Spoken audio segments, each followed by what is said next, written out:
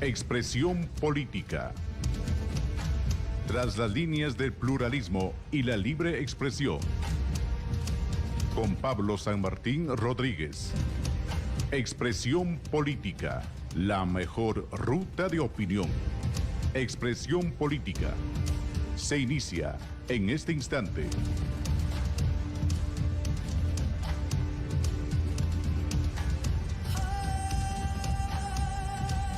Señoras y señores, tengan ustedes buenos días. Iniciamos el programa Expresión Política a través de esta gran alianza de medios de comunicación en el sur del Ecuador. Hoy estaremos conversando y dialogando e inquiriendo sobre lo que es el llamado para ir a una constituyente en la República del Ecuador. Y queremos saber ¿qué es lo que piensan algunos ciudadanos y principalmente personas que están dentro del aspecto y del conocimiento político para poder abordar la temática de una nueva constitución de la República del Ecuador? Ese pensamiento constituyente lo vamos a desarrollar en este programa a través de la gran alianza de medios de comunicación en el sur del Ecuador. Y lo vamos a analizar con la magíster Yanine Cruz, quien fue asambleísta de la República del Ecuador, para conocer aspectos de su pensamiento. Por eso el programa se llama Pensamiento Constituyente del Pueblo Ecuatoriano. Para saber y entender cuáles son las visiones que tienen los ciudadanos sobre la redacción de una nueva constitución de la República del Ecuador. Este contrato social o este acuerdo social que nos permite enrumbar a la República del Ecuador en tres aspectos: libertad, justicia y fraternidad, que son los fundamentos del republicanismo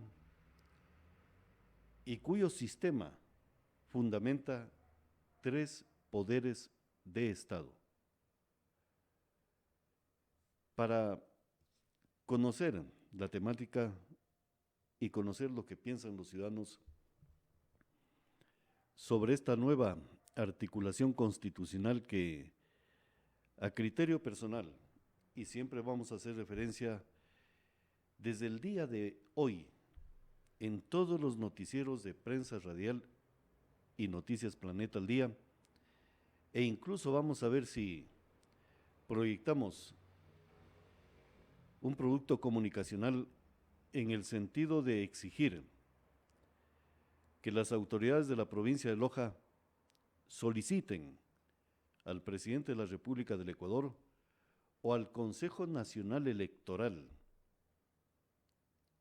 que la sede de la próxima Asamblea Constituyente sea la provincia de Loja. Riobamba ya tuvo dos escenarios: la primera constitución o la primera constituyente. Luego vino la constitución de Riobamba, que fue la penúltima que antecedió a lo que es la Constitución de Montecristi. Entonces, buscar un escenario más dinámico, un escenario donde dé garantías de seguridad y un escenario donde permita que las visiones de diversos sectores del pensamiento ecuatoriano estén garantizadas, el poderlas producir y el poderlas a lo mejor enunciar en un aspecto de comunicación y también dentro de lo que sería esta estructura que estamos hablando. Que Loja sea la sede de la próxima Asamblea Nacional, la Asamblea Constituyente, habida cuenta por las situaciones y características que presenta este territorio provincial y principalmente la ciudad de Loja. Que a lo mejor otras ciudades del país no lo tienen en los actuales momentos. Uno de ellos, el nivel de seguridad. No solamente de seguridad en el aspecto de garantizar seguridad física al constituyente, sino de producir el pensamiento constituyente para la República del Ecuador, para que no existan fuerzas extrañas que puedan incidir a lo mejor en la forma del debate y de aprobación de algunos textos constituyentes. Estamos con la magíster Yanine Cruz, con quien vamos a conversar. Buenos días, mi estimada Yanine. Bienvenida. Buenos días, estimado doctor Pablo, doctor Lindo, qué gusto poder estar en este importante medio de comunicación. Bueno, lo que queremos es conocer por qué es importante generar un pensamiento constituyente para la República del Ecuador. Bueno, yo creo que es importante hacer una reflexión de dónde nace esta constitución, ¿no? Lamentablemente la constitución hiperpresidencialista ha sido un acabose al interés de mantener una institución totalmente independiente. Cuando digo instituciones independientes, hablamos netamente en poder tener una democracia para elegir, por ejemplo, las autoridades de control. No que se reduzca a un poder como el Consejo de Participación Ciudadana, que ha sido el acabose de tener de manera mucha más proba a representantes para ejercer un control adecuado en las instituciones. Desde ahí yo creo que hay que plantearnos si queremos tener una constitución que tiene esta maña porque siempre hemos cuestionado, personalmente siempre he sido muy crítica de la constitución realizada por el expresidente Correa en Montecristi, que tiene obviamente esa imagen chavista, hay una ideología entre ellos, lo que ha permitido identificar que es una constitución lesiva para los intereses de la mayoría de ecuatorianos. Personalmente creo que ese es uno de los principales objetivos. También basándonos frente a lo que acaba de acontecer con la Corte Constitucional, hay limitaciones por parte de la Corte Constitucional frente al tema de seguridad, que es un clamor hoy nacional, frente a la situación actual de delincuencia que está viviendo en el país. Entonces, frente a esto, yo sí creo que hay que replantearse. Considero que es un camino adecuado. Considero que es un momento clave para que el ecuatoriano y la ecuatoriana pueda tomar una decisión democrática. Qué mejor que el país pueda tener un proceso consultivo para decir qué es lo que quieren los ecuatorianos. Claro. Magíster, por ejemplo, yo he escuchado en algunos medios de comunicación, no solamente locales, sino nacionales. Hoy, por ejemplo, en la mañana escuchaba medios radiales de nuestra ciudad y enfocan el tema constituyente como si fueran normativas de ley secundaria que tienen que tratarse dentro de una constituyente. Y por eso nosotros denominamos el pensamiento constituyente. ¿Por qué es importante retornar a la base constituyente para topar, por ejemplo, temas de Estado, de estructura de Estado, temas de seguridad, temas incluso de relaciones internacionales con otros estados? Inversión, claro, inversión pública y privada también. Privada, por supuesto. Pero si hablamos de constituyente, lo que usted decía, el pensamiento del ciudadano que tiene que tener es de construir. ¿Qué vamos a modificar? ¿Qué vamos a establecer en el cambio, obviamente, de poderes en nuestro país? Entonces, la Constitución es construcción. Y si nosotros preguntamos a los ecuatorianos, de acuerdo a todas las crisis políticas que hemos establecido en estos últimos años o hemos vivido, no quieren ya esta inestabilidad.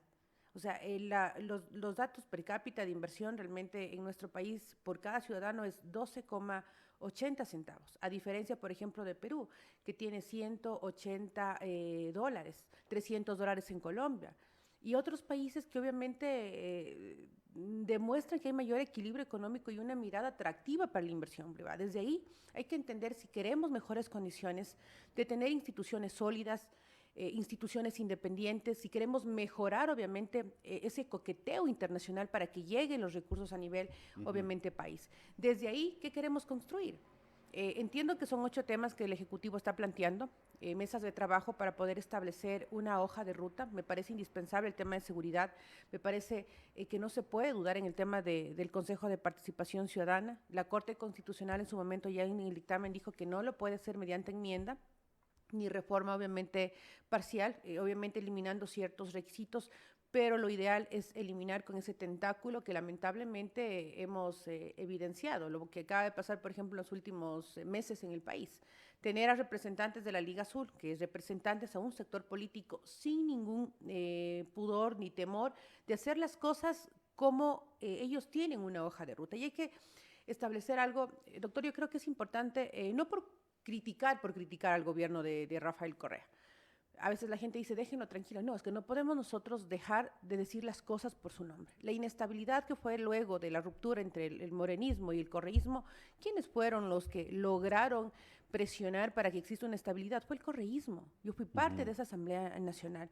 En lo posterior, en el gobierno de Guillermo Lasso, era el correísmo el que era dentro de la composición política, la parte política que buscaba inestabilidad, porque siempre vieron el Consejo de Participación como su caja de poder estabilizar sus intereses.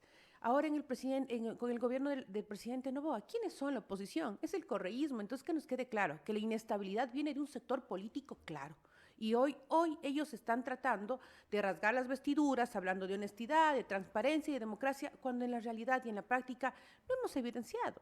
Hemos tenido autoridades, usted recordará, desde la Fiscalía General del Estado, desde la Superintendencia, representantes que obedecían a una hoja de ruta, el Consejo de la Judicatura, ya. ¿Cuántos jueces también fueron perseguidos por el bendito error inexcusable para poner jueces que hoy lamentablemente fallan a favor de delincuentes? Entonces, todo esto nos tiene que llevar a repensar al ecuatoriano. ¿Qué queremos construir? Si tenemos la posibilidad de ir a votar a favor de un texto constitucional que nos permita tener mayor estabilidad económica, mayor seguridad, mejores condiciones laborales para los jóvenes, que no hay, obviamente, fuentes de trabajo, pues bienvenido sea. Así que nosotros, personalmente, yo creo que es un camino adecuado. Ahora, ¿qué vamos a plantear?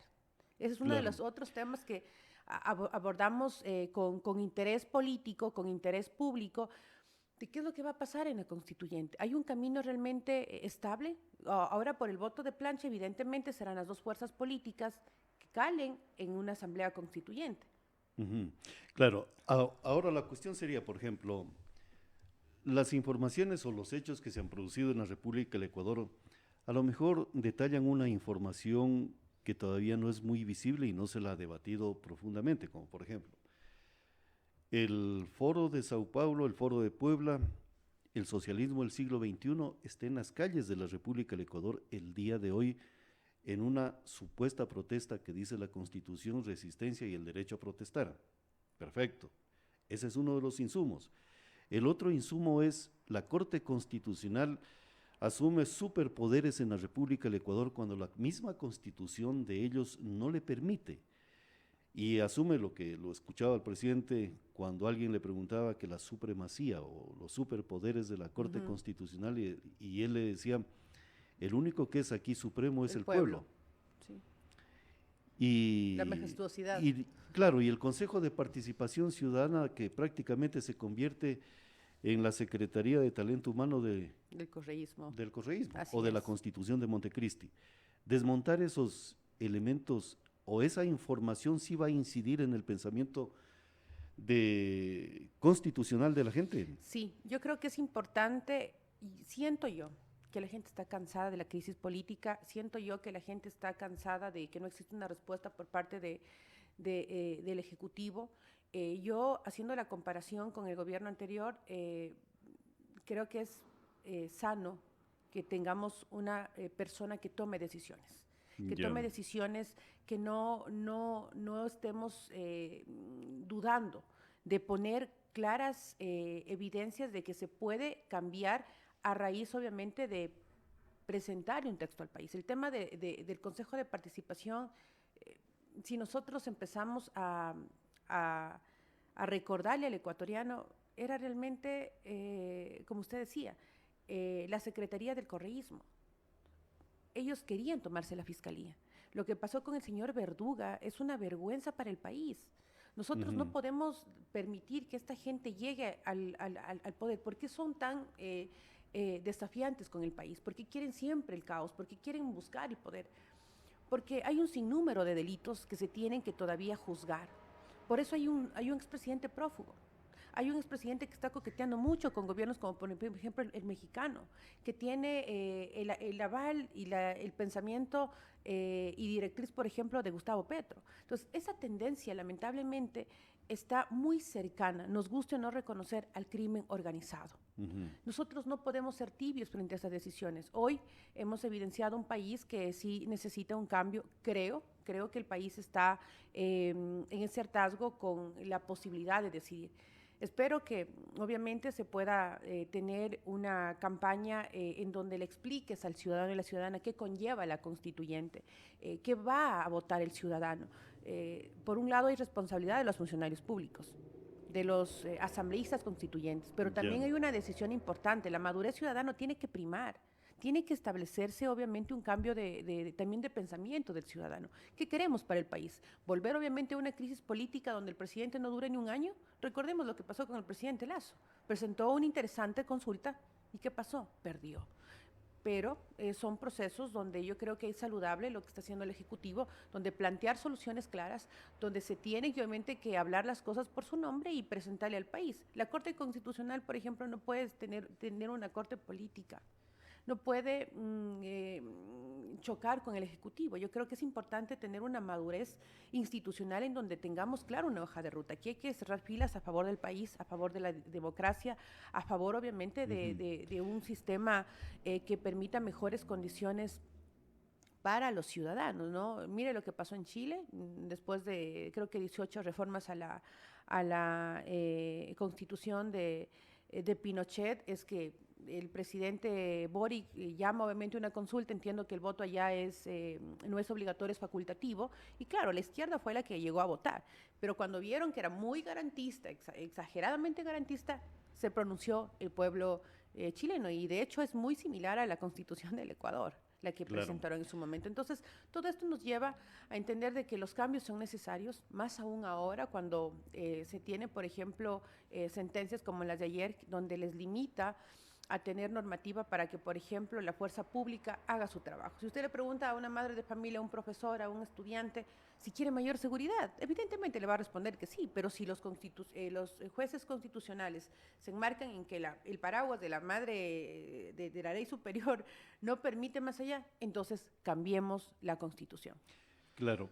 Ahora, yo le consulto, Janine, por ejemplo, ¿cómo sería o cuál sería el estado ideal para la República del Ecuador o para el pueblo ecuatoriano? Cuando hablamos, por ejemplo, de la actual estructura del Estado, un poder ejecutivo que no está bien descifrado, por ejemplo, cuáles son las competencias y funciones y cómo llega un vicepresidente a ser electo vicepresidente. Y en caso de los hechos que se han presentado en la República del Ecuador, ¿cómo es que un ciudadano cualquiera se salta lo que sería la supremacía o la deidad del voto del pueblo ecuatoriano para poder llegar a integrar el binomio del poder ejecutivo? Intentar replantear las bases del poder ejecutivo es parte de esta nueva constituyente. Bueno, yo creo que personalmente creo que hay que darle la mirada a los poderes que establecía Montesquieu. Yo creo que es importante los tres poderes, el ejecutivo, el legislativo y el judicial.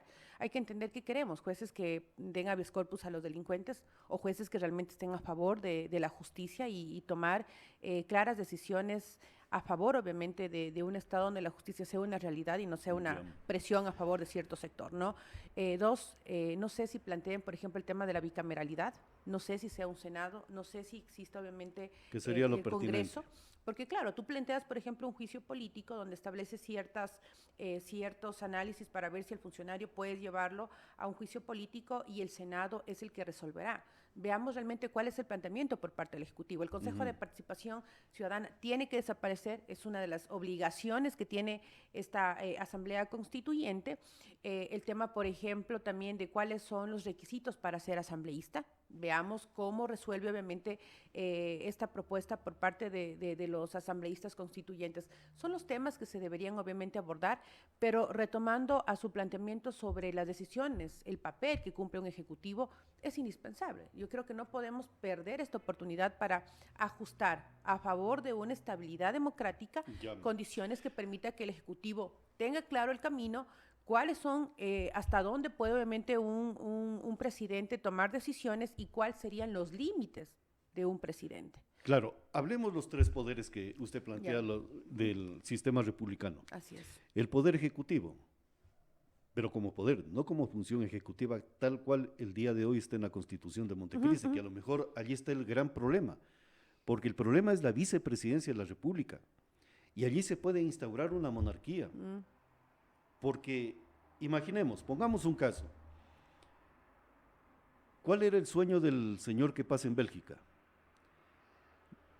Llegar a la presidencia de la República a través de la, a la presidencia de la República a través de la vicepresidencia de la República. Así es.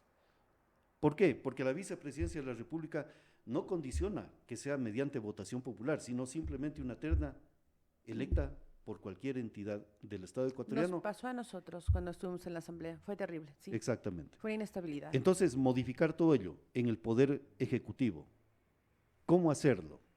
Ese es el pensamiento político o constituyente del pueblo ecuatoriano. Bueno, para llegar realmente a estos resultados hay que entender cómo va a conformarse la constituyente. ¿Usted cree que el correísmo va a querer tumbar obviamente esas facilidades que ellos establecieron en la constitución actual? No. Entonces, desde ahí hay que partir. Ya. Yo considero que las dos fuerzas políticas van a tener una gran representatividad. Yo creo que ADN va a tener un mayor número, obviamente, de representantes. Es que este método permite que las fuerzas políticas con mayor peso tengan, obviamente, la posibilidad de estar al frente. Desde ahí hay que partir. ¿Tendremos realmente la posibilidad de poner al debate estos temas? Entonces, mi preocupación va a saber que este grupo político no va a querer un cambio. Desde ahí hay que plantear. Nosotros cuando establecimos el tema de una terna para la vicepresidencia, claro, tú dices, ¿cómo puedes llegar a ser vicepresidente de la noche a la mañana? Y creo que cambiamos 2 o 3 veces. Claro, y vinieron de el cualquier último sector. Vicepresidente, exacto, fue el ex vicepresidente Otto Sonnenhosner.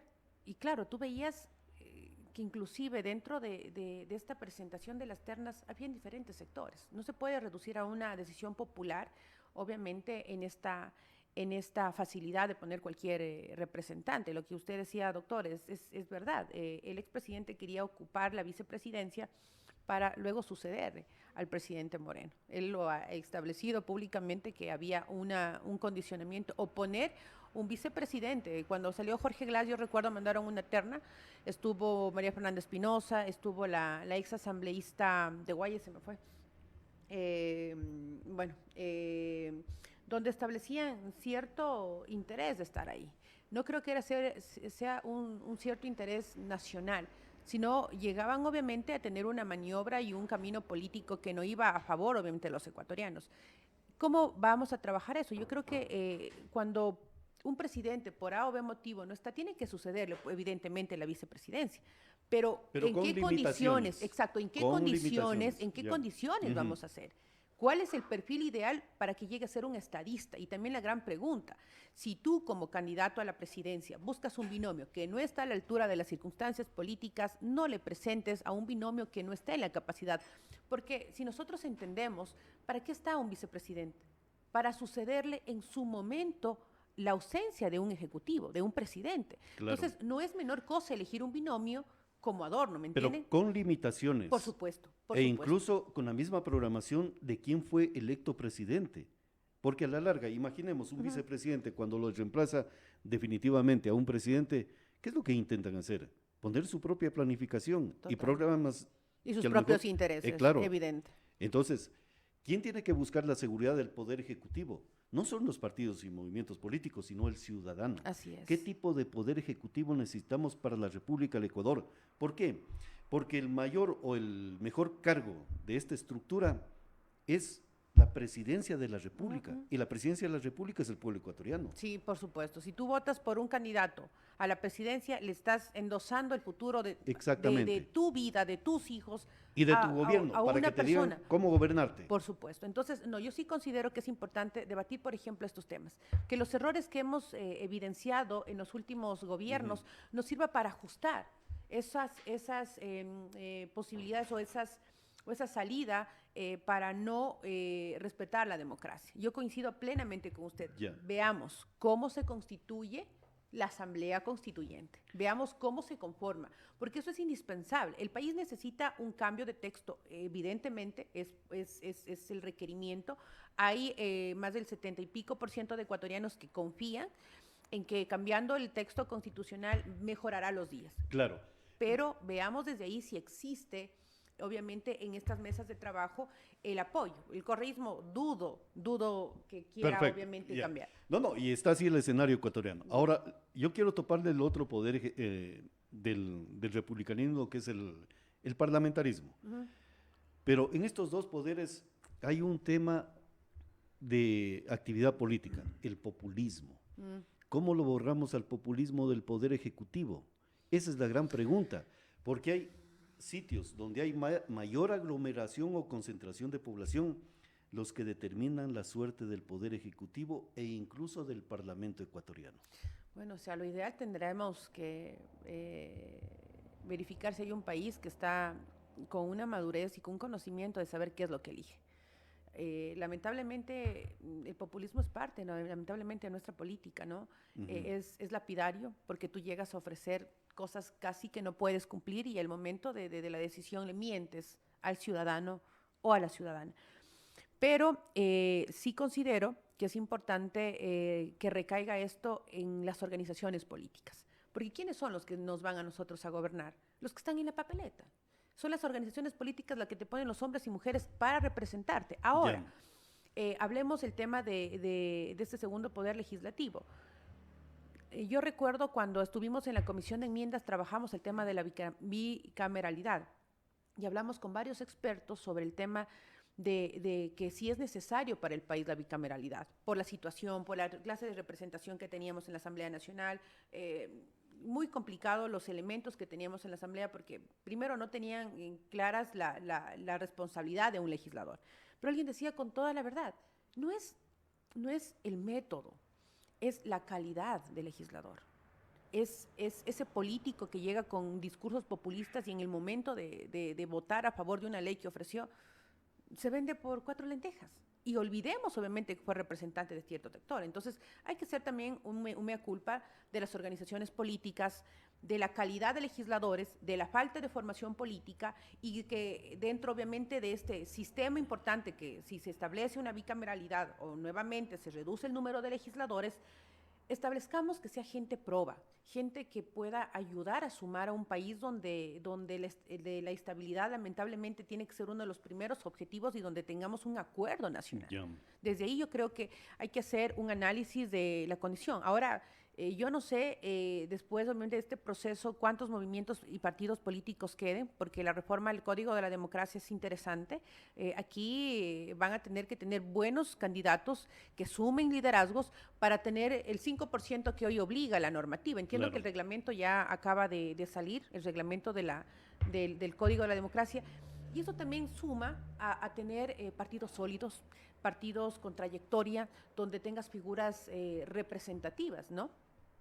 Sí, yo estoy de acuerdo en ese sentido. Por ejemplo, el tema de la democracia directa, que tiene que tener en lo que sería ya partidos, criterio personal, 2 partidos, uno de izquierda y uno de derecha. Coincido. Y los movimientos que quieran agruparse en la línea tendrán que declarar, soy de izquierda, soy de derecha, y en este partido de derecha inscribo mi posición política, me candidatizo y participo de las elecciones primarias. Vea, doctor, yo tuve la posibilidad de coincidir en varias ocasiones con la Konrad Adenauer, y uno de los representantes nos decía que después de todo lo que sufrió Alemania, ellos tuvieron como objetivo principal el formar a cuadros desde jóvenes.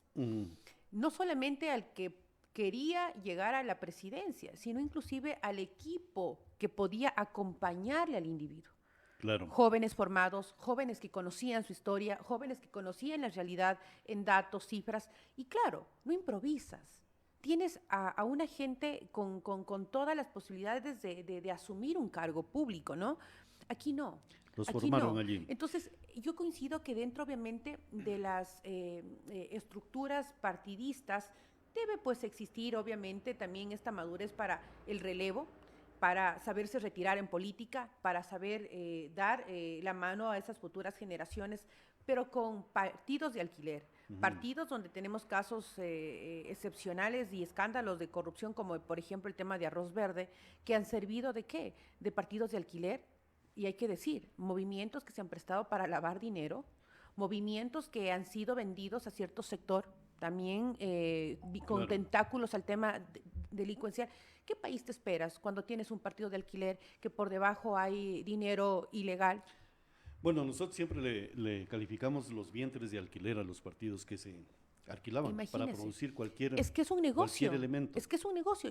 Uno a veces se queda escuchando tal candidato va a ir por tal movimiento político, pero no tiene un precio. Venden candidaturas. ¿Cómo vamos a pensar que una persona que llegue con esta concepción y costaba participar políticamente? Y a gente proba, sacaban, porque no era de su interés, Claro. porque no querían personas obviamente que establecen. Esa gente no puede estar al frente de una candidatura, porque desde ahí puedes entender que no tiene claro compromiso con el país, con tu provincia, con tu cantón. Claro. Entonces esta gente le hace mal. Yo coincido que se tienen que eliminar partidos de alquiler, eso le hace daño a la democracia, y más bien reforzar sistemas democráticos, pero con trayectoria y en el tiempo, no a la calentura política. Imaginemos, por ejemplo, yo deseo participar políticamente, yo me declaro de derecha, voy al movimiento, al partido político reconocido por la Constitución, digo, a ver señor, yo quiero participar políticamente por la derecha e inscribo mi candidatura y ese partido tiene que acoger mi posición política, sin restricción alguna. Ahora, usted dijo algo muy interesante, Janine. El Ecuador está viviendo una situación similar a la de Alemania después de la Segunda Guerra Mundial.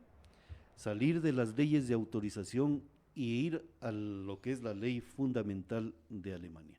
Eso le está ocurriendo al Ecuador el día de hoy. Salir de la constitución de los alzamanos de Montecristi e ir a refundar una constitución, pero que sea desde esa línea democrática.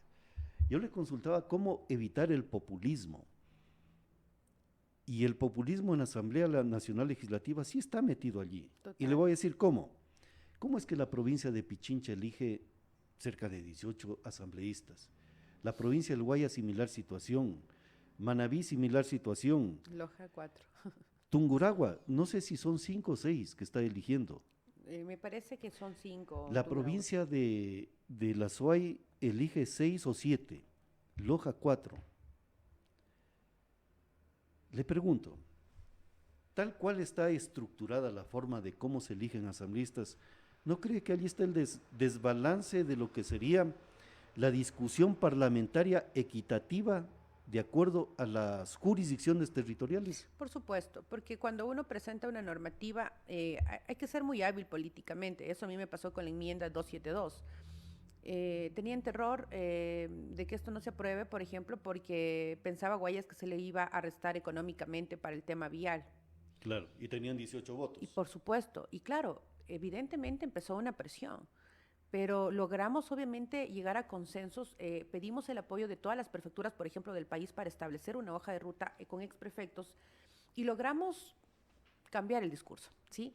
Entonces, la habilidad política no siempre viene de la mano con el representante, o no son los mismos escenarios o las fuerzas políticas, ¿no? Pero sí, es una debilidad, por ejemplo, para la provincia, pequeñas como Loja, no tener el número de votos para tener una normativa. Pequeñas en población. En población, territorialmente, sí. Loja creo extensa. Que está a la novena o octava. Noveno puesto a nivel nacional, yeah. Sí. Entonces, tú identificas de que no estamos al igual. Desde ahí hablamos de una inequidad. Hablamos que no solamente el centralismo nos ha golpeado, sino una normativa donde te deja fuera de un número interesante para tomar decisiones. Por ejemplo, yo ahí sí coincido con usted, y yo sí estaba a favor de la propuesta del Ejecutivo donde se reduzca el número de legisladores, porque bajo la realidad que uno está estableciendo hoy, lo que está pasando en la Asamblea, no tienes representantes que puedan identificar claramente los problemas del sector. Llegas a tener jóvenes quizás sin experiencia en el tema legislativo, pero también tienes a los típicos políticos que tienen esa hoja de ruta de buscar inestabilidad en el país. Sería importante establecer un representante, pongamos, ¿no? Esto tendrá obviamente con expertos y con gente más conocedora del caso, ¿Cuántos representantes? Serían 2 por cada provincia, 3 por cada provincia, para poder establecer un problema y la solución real, no que se dé por el número de votos, Ya. porque ahí siempre Loja quedará fuera de la toma de decisiones. Le propongo lo siguiente. A ver, para poder equilibrar y que la discusión parlamentaria sea horizontal, no desequilibrada. Perfecto. Ese es el Sería, término. por ejemplo, creo que debe ser un diputado de aquí en adelante. Un diputado por territorio Por cada y otro provincia. por población. Ah, Y un senador por la jurisdicción territorial, que abarque las dos, tanto territorio como población. Ese sería el que tamice lo que sería la parte del Congreso en el Senado. Pero ya en el Senado con requisitos de mayor nivel, no Y los conocedores mismos de la norma. de Sí. un diputado. Es una de las claras propuestas que en su momento se dio. Usted ha sido muy, muy claro en su propuesta. En la enmienda se establecía justamente eso, representantes de cada provincia y que el Senado cumpla ciertos requisitos, como por ejemplo para que te dé oportunidad de seguir con una carrera. Claro. Carrera de obviamente en la función del Congreso como legislador y conocedor de la norma. Porque el Senado al final, si tiene la mayoría, va a tomar decisiones importantes, aprobar informes de leyes que conlleven obviamente un favoritismo en el tema económico o también un retroceso, o que puede establecer cuál son lo calificado para llevar a un mal funcionario a la destitución. Ese es el camino. Considero que hay que poner claras requisitos. No podemos tener obviamente a senadores que no respondan o que no conozcan de la situación legal del país. Desde ahí entendemos que necesitamos gente que pueda ayudar a salir de las crisis políticas, porque lo que ha pasado en los últimos años que hemos tenido. Claro, por ejemplo, A los más corruptos de la historia hablando de honestidad, a los que quebraron el país hablando de que el Fondo Monetario sigue tomando decisiones en el país, a los que hicieron pacto con las FARC y han tenido auspicios por parte de cierto sector criminal, hablando de seguridad. No podemos tener este nivel de legisladores o un representante como el señor Díaz, que fue acusado de un supuesto abuso a una menor. O sea, ahí podemos ver la descomposición política de nuestro país. claro. No, y yo en ese sentido creo que soy de la idea de que debería ser a través de territorio, Sí, uno y es otro una por muy buena población propuesta. y un senador Y de por ambas ejemplo, partes. esto con la eliminación del Consejo de Participación Ciudadana, la elección del fiscal, del contralor, de los órganos obviamente importantes del país como instituciones del Estado, nosotros en su momento habíamos planteado de que sea casi un examen público, por ejemplo, el futuro contralor.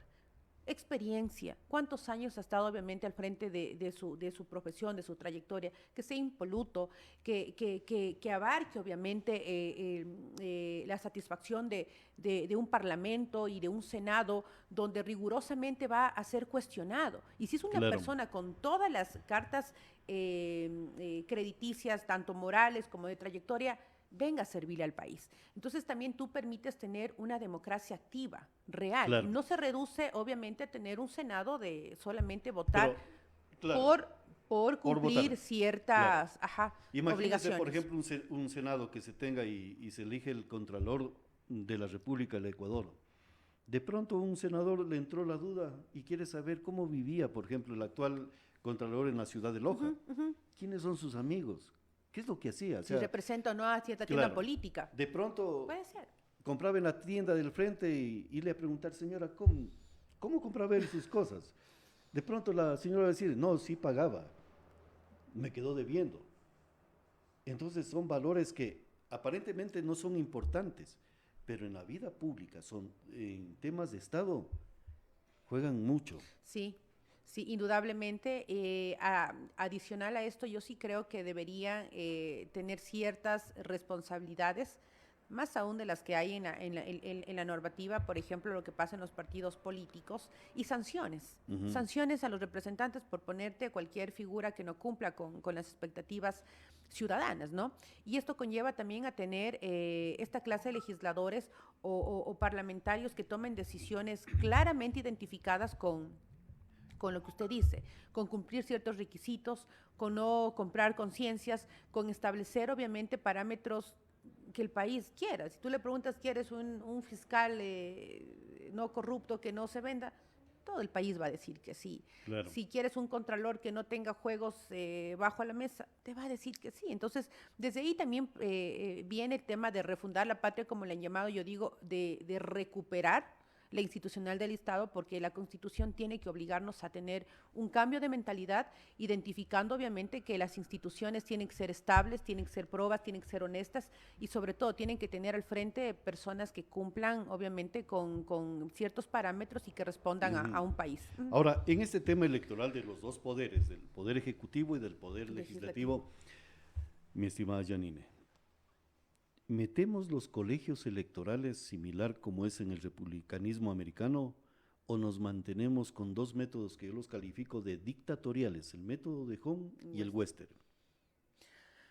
Bueno, yo creo que las decisiones sobre el tema de Hunt lo acaban de establecer. La normativa obviamente actual. No, el problema ya lo tenemos. Ahora pero estamos hablando de una nueva constitución. Podría ser una de las opciones el tema obviamente de los colegios electorales, para darle quizás mayor respiro a las decisiones populares. Pero vuelvo y repito, recae en quién la responsabilidad el pueblo. De poner, sí, pero de quién decide es el pueblo. Claro, pero quiénes son los responsables de llevar ciertos nombres a que decida el pueblo son las organizaciones políticas. Ya, pero son los colegios electorales tienen que cumplir, si es que es una de las propuestas, ciertos parámetros para ver qué calificas, qué vas a observar en las organizaciones. Esto? Es usted, por ejemplo, yo, el ciudadano. Y le voy a poner un ejemplo que usted sí lo puede a lo mejor desglosar correctamente. Alcaldía del doctor José Bolívar Castillo, hay que decir con nombres y apellidos. Él ganó en 2 parroquias urbanas y no ganó en el resto de las parroquias rurales y en el resto de las urbanas. ¿Qué quiero decir? Territorialmente solo ganó en una parte del territorio y el resto del territorio tuvo otro sentido de votación. Entonces, ¿qué pasaría con un colegio electoral? Claro, gana en la parroquia El Sagrario y San Sebastián, donde hay cantidad de gente, pero territorialmente no ganó. ¿Y qué pasaría si cambiamos las reglas del juego a través de colegios electorales? Que sea el 50 o 60% de toda la capacidad territorial del Cantón Loja para que sea designado alcalde del Cantón Loja. Lo que conllevaría mayor estabilidad y no tendríamos, por ejemplo, un alcalde como lo que pasa en Quito, con el menos del, exacto, 12, menos del 20%. Tendría que tener una mayor capacidad de votación territorial y también de población que habita en esos territorios. Adicional a eso también, yo recuerdo, había una propuesta, que estos temas se tienen que obviamente salir a la mesa ahora que está tan interesante este panorama, la segunda vuelta electoral, entre obviamente los candidatos, por ejemplo, a la alcaldía. Yo he escuchado que ya como 16 candidatos, por ejemplo, en este proceso que viene en las seccionales. No se puede, imagínense, no, ni siquiera, o sea, es que hay que tener, yo creo, hasta un poco de cariño con la tierra. Y me da temor algo, porque van a haber tantos nombres porque también obligan a sostener la vida de los movimientos políticos. Y vas a poner por tratar de tener un porcentaje y no pensando en tener un proyecto de evolución del cantón, ¿sí? Pero sí es importante porque después de la crisis que hemos vivido, sobre todo los lojanos, desde un alcalde revocado, imagínense con el 70%, ¿cómo puede tener un alcalde la posibilidad de querer nuevamente ser candidato? Nosotros, recuerdo, peleábamos para poner esta normativa en el Código de la Democracia en el 2019, porque después que un alcalde esté revocado, no puedes dejarle pues libremente que pueda volver a presentarse a un proceso electoral.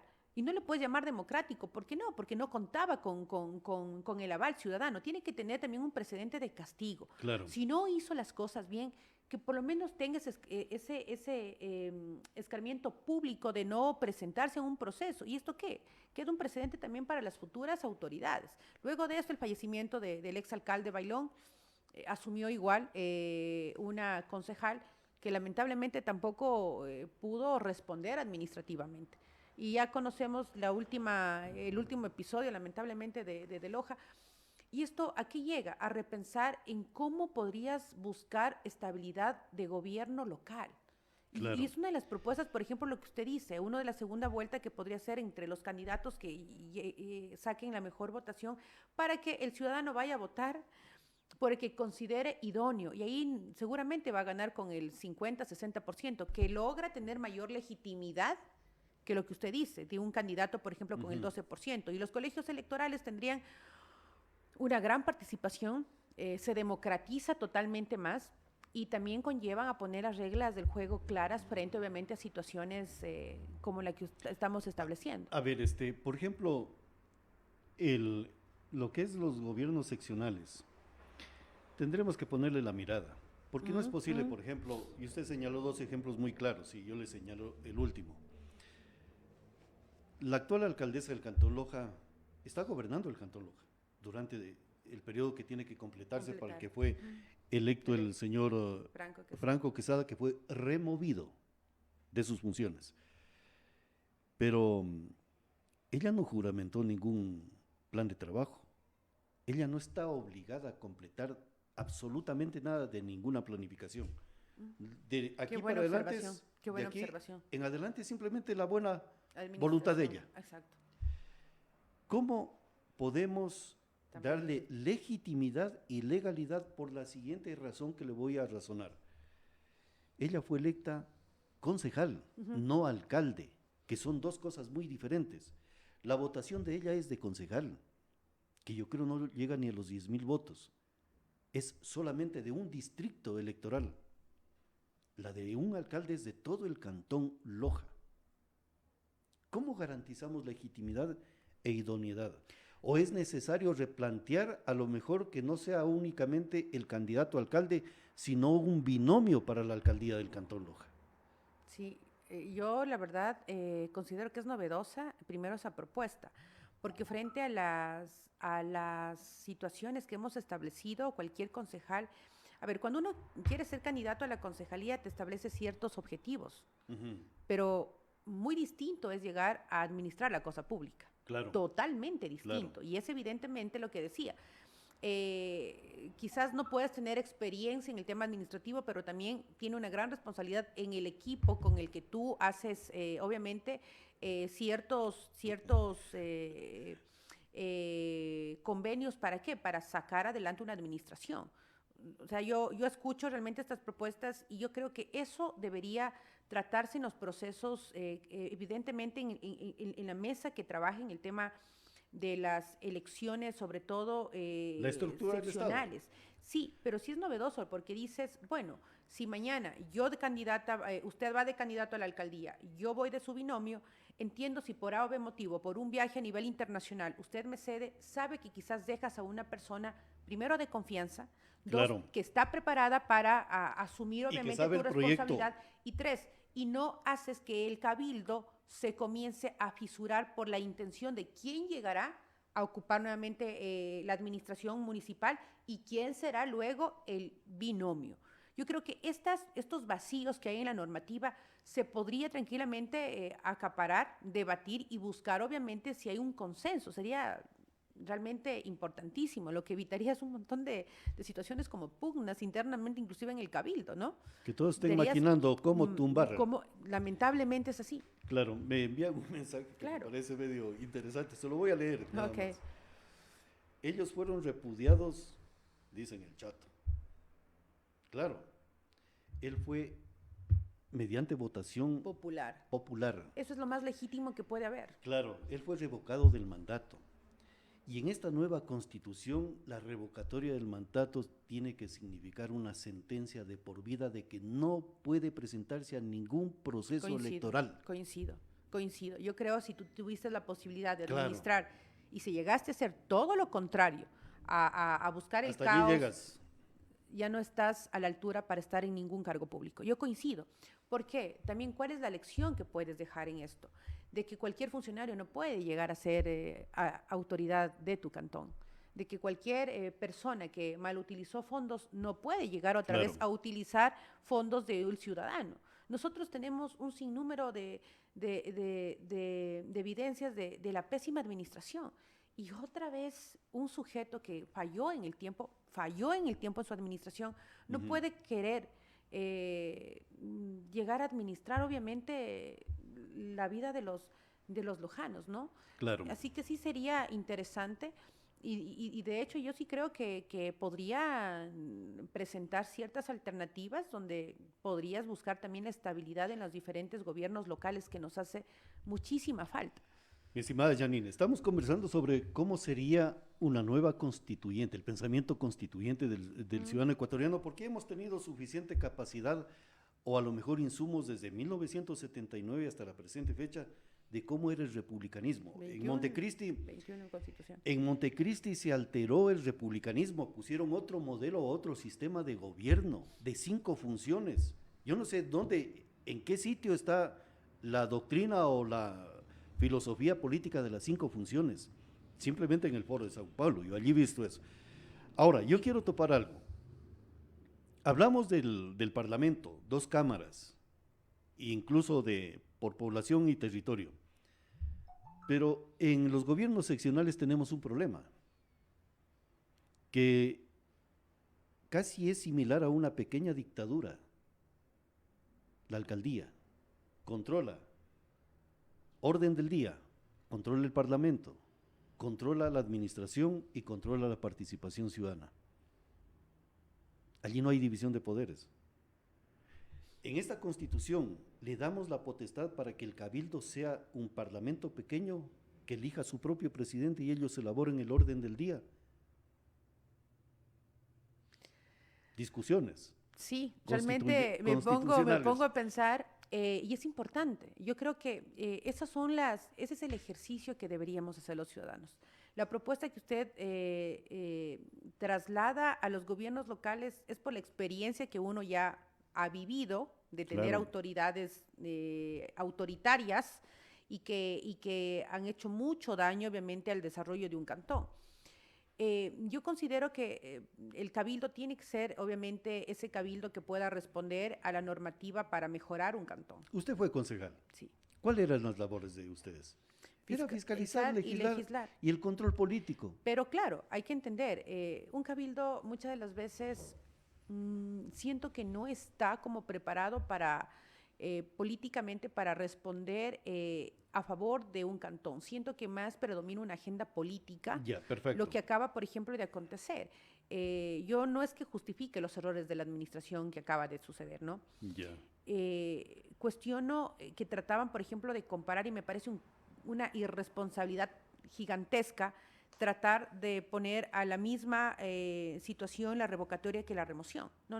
Ahí estamos cometiendo un gravísimo error. No. Si a son una dos cosas muy autoridad, diferentes. si a una autoridad la destituye el 70% de un cantón es porque esa persona ya no tiene voluntad y confianza ciudadana. La remoción se reduce a un juego sí político, que algunos digan sí, es que la ciudadanía está inconforme, pero perfecto, yo te voy a quitar a ti la posibilidad de seguir administrando el cantón porque yo descubrí que tú estabas robando, porque yo descubrí que tú estabas violentando los derechos, pero evidentemente, pero reducir a una maniobra política donde quizás la respuesta sea peor para la estabilidad de un cantón, hay que ser críticos en esa toma de decisiones. Ya. Entonces, el cabildo tiene que ser un cabildo que primero no boicotee a las intenciones políticas individuales. Tiene que tener la misión de tener, obviamente, una hoja de ruta en una normativa clara a favor, que eso no implica que tratar de agachar la cabeza frente a las intenciones que quiera la autoridad. Y doctor, hay que ser honestos en esto. No creo que diciendo esto quizás hiera algunas susceptibilidades, pero siempre es conocido que la autoridad que llega a la administración trata siempre de buscar el contento de los concejales, ofreciendo, por ejemplo, temas de cargos públicos. Eso lamentablemente es una práctica, yo creo que tan normalizada en nuestro país, que ¿qué implica? Implica no tener quizás esa dignidad de estar al frente de un cabildo.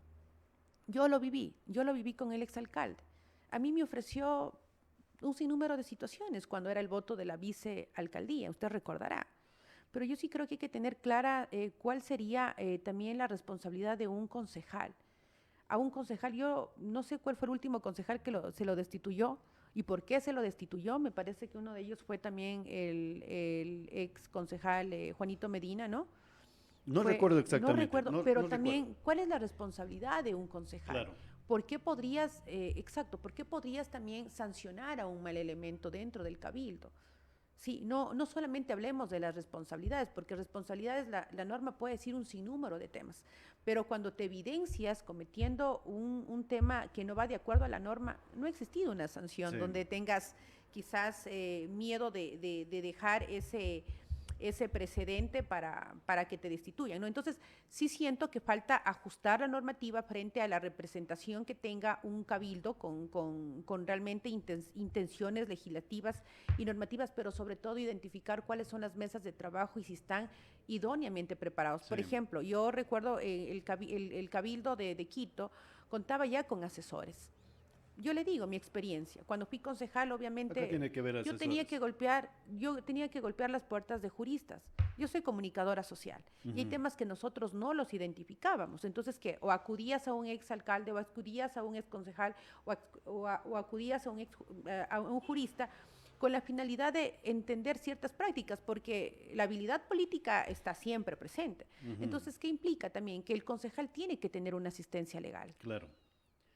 Desde ahí también son vacíos que tienes que irlos tratando. Y yo coincido con usted, el Parlamento, el alcalde no puede tener el control absolutamente de todo, ¿no? Hay autoridades abusivas, pero también yo creo que la posibilidad de tratar de identificar esas ciertas prácticas siempre ha tenido resultado con una presión social, ¿no? Creo que tiene que armarse correctamente, por Sí. ejemplo, el Parlamento cantonal. Incluso, yo he pensado y les he manifestado públicamente, saquen al cabildo de las garras del Poder Ejecutivo que está en el centro de la ciudad de Loja y pónganlo en otro sitio, y que sea verdadero Parlamento, y el otro es Poder Ejecutivo, y el de Participación Ciudadana, que es muy diferente. Usted dijo algo de la revocatoria y lo que es la remoción, son dos cosas muy distintas. Sí, sí. Bueno, le voy a decir un pensamiento mío. Propiamente no fue remoción. Lo que verdaderamente lo sacó al licenciado Franco Quesada Montesinos fue la falta de agua. El poder del agua ya pasó factura a un alcalde. En otras palabras, la escasez de agua votó a un alcalde del gobierno municipal de Loja. Ese es el poder del agua. El tema de la remoción fue un cubeto de basura que, si se lo defendía correctamente, no pasaba nada. Así Le soy es. sincero. Coincido con usted. La percepción del ciudadano fue que lo manden sacando porque no estaba dando agua potable más de 3 o 4 meses a la ciudad de Loja. O sea, el poder del agua sacó un alcalde. Ese es lo que yo pienso de la remoción del señor licenciado Franco Quesada. Y de hecho lo escribí en un documento. Deberíamos tener un archivo de las administraciones anteriores. Tiene que haber. Porque una autoridad que ha mentido tanto y donde inició el problema del agua potable, que en los años, casi 30 años, no se ha podido solucionar y le explota las manos a un administrador, evidentemente, o sea, hay que buscar sanciones. Y en el tiempo, lamentablemente, una nueva solución porque venía los mismos personajes administrando el cantón. No justifico las malas decisiones, la mala administración, porque como hay aciertos, hay errores, pero evidentemente el tema del agua, a ver, primero no lo sacaron por el agua, hay que decir, fue la presión social del tema del agua que sí sumó porque realmente en documento no era uno de los temas que estaban analizando en el Cabildo, que lamentablemente no tuvo, yo creo que la respuesta inmediata a la administración, falta de comunicación, un equipo quizás que debería tener mayores conocimientos.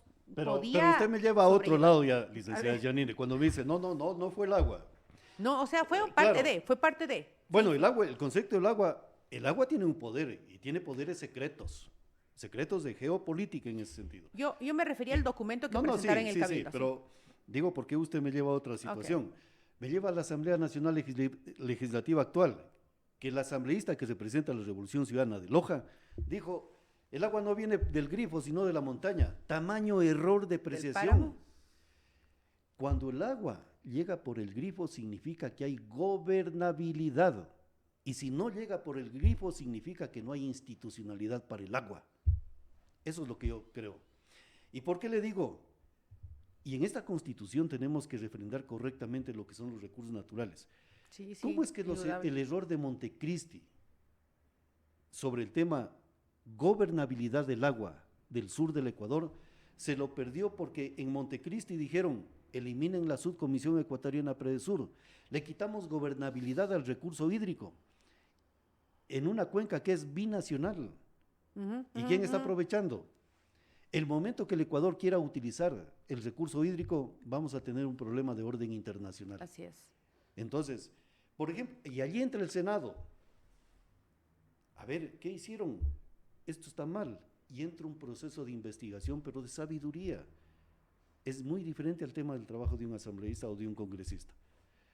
Bueno, es simplemente muy apreciación. Sí, no, está bien. El tema del grifo es gobernabilidad. No, por supuesto, si tú tienes un agua de calidad para disfrute Y te de llega todos el los domicilio ciudadanos, en el grifo. pero ¿por qué no pudimos lograr ese ejemplo nosotros? Porque no tuvimos autoridades o administradores con esa visión, con esa responsabilidad de gobernabilidad, con una estabilidad en la toma de decisiones, cuidando cada recurso y centavo del ciudadano lojano.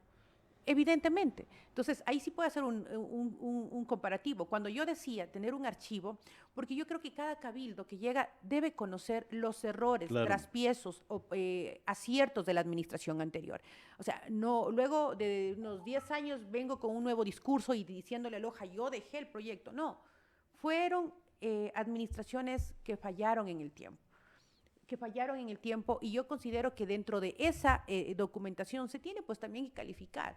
Ahí me encantaría, por ejemplo, que venga el colegio electoral, como usted dice, Claro. punto 1, logró concluir el plan maestro, no, hizo una mala administración de los fondos, no. O sea, sería ideal, porque tú desnudas en cuerpo entero las intenciones que fueron de ciertas autoridades locales y quienes están a la altura de, por ejemplo, estos desafíos. Yo espero como la que más, como lojana, que pueda llegar una estabilidad en la administración cantonal, porque no es posible que en este tiempo tengamos que estar aún en estos procesos de corte de agua. Y claro, y si tú tienes un buen equipo, doctor, si usted mañana llega a la administración como alcalde, yo creo que lo elemental también es tener un equipo que pueda responder, y no solamente un equipo que pueda responder a los desafíos, que pueda solucionar los problemas que te están dejando los anteriores, porque es difícil. El tema de fotomultas todavía lo tenemos ahí. El tema de agua potable tenemos todavía ahí. El tema de ni siquiera escuelas municipales. O sea, ¿recuerda usted, Yanine, que con usted, cuando era concejal, le proponíamos crear el Fondo de Viabilidad financiado por el CIMER? Así fue. El CIMER ha sabido ser la gallinita de los huevos de oro del municipio del Cantón Loja. El agua potable o el recurso hídrico del Cantón Loja es el petróleo del Estado Nacional similar. El agua potable es el petróleo del municipio del Cantón Loja. Tanto dinero. Sí, y claro, pero sobre todo porque yo sí quiero ser muy clara. Los órganos de control también fueron parte, lamentablemente, de esta cadena de impunidad. Sí. Porque si tú como autoridad cantonal tienes el control de la Contraloría dentro de tu territorio, no va a pasar nada. Por ejemplo, hoy hay también representaciones que deberían ser aplaudidas y también no olvidadas cuando yo te digo que tuviste una autoridad que ocupaba tentáculos en la administración de Contraloría, de Justicia, y tratabas de cambiar, por ejemplo, informes donde le mentían al cantón. Entonces, todo esto también tiene que ser un análisis y una profunda reflexión para lo que tendría que tener un administrador local. Si ves presión de la autoridad como alcalde a órganos de control, debería de ser destitución inmediata. Pero hay algo, por ejemplo, que ustedes soportaron y que no les dieron posibilidad de, a lo mejor, reformar. Bueno, muchos decían, no hay cómo porque la ley nacional. Digo, sí, pero la ley nacional subsiste de acuerdo a lo que son las fuentes del derecho. Si no observas fuentes del derecho, ¿cómo vas a modificar la ley nacional?